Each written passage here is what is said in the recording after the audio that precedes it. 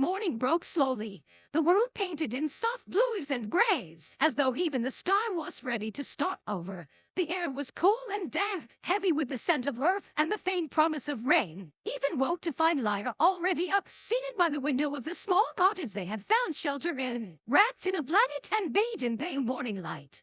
She didn't turn when he stirred, but he could see the curve of her shoulder rising and falling with steady rests. Something about the stillness in her posture was different from the day before. It was peace exactly, but it was as brittle as it had been.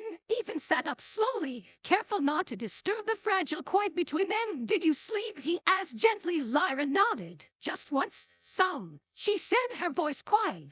"Enough." He stood, moved to sit beside her, not too close, not yet. She glanced at him, eyes tired but not hollow. There was something steady in them, no like the start of ground finding itself again after an earthquake. "I used to think quiet was the enemy," she said, staring out the window, "that if things were too still, it meant something was wrong. But maybe the silence is where things can begin again." Ethan nodded, not wanting to fill the space with words, just to break it. He followed her gaze outside until the white grass bent by the wine, to the trees swaying gently in the distance.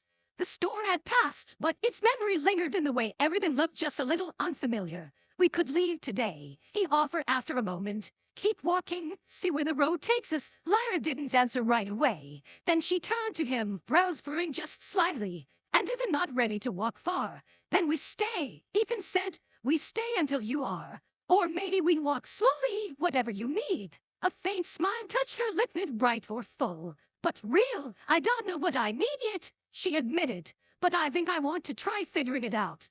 That was more than she'd said in days, more than she had allowed herself to feel. Later that morning, they left the cottage and toward the path that led back to town, nor the one that pressed forward into the unknown. Instead, they turned off the trail entirely, following a narrow deer path that wound through the trees and into a quiet lane. They walked in silence again, but this time it felt different. The silence wasn't empty, it was curious, tentative, like a question waiting to be answered. Lyra paused beside a stream, crouching down to run her fingers through the cool water. Ethan watched her from a short distance, hands tucked into his pockets.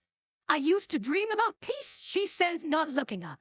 "But in the dream, I was someone else, someone whole." "You don't have to be someone else," Ethan said, "just someone who lets herself feel one piece at a time." She looked up at him, eyes shining with something that hadn't been there before. "What if feeling makes me a stranger to who I was? Then maybe that stranger is someone worth meeting." For a moment, she said nothing. Then she stood, brushing her hands off on her pants, her movements more certain now. "I want to find out who that person is," she said, "even if it scares me." Ethan stepped beside her, not touching her this time, but walking with her stride for stride. "Then let's find out together." And so they walked along toward a destination, but toward a beginning neither of them could name yet.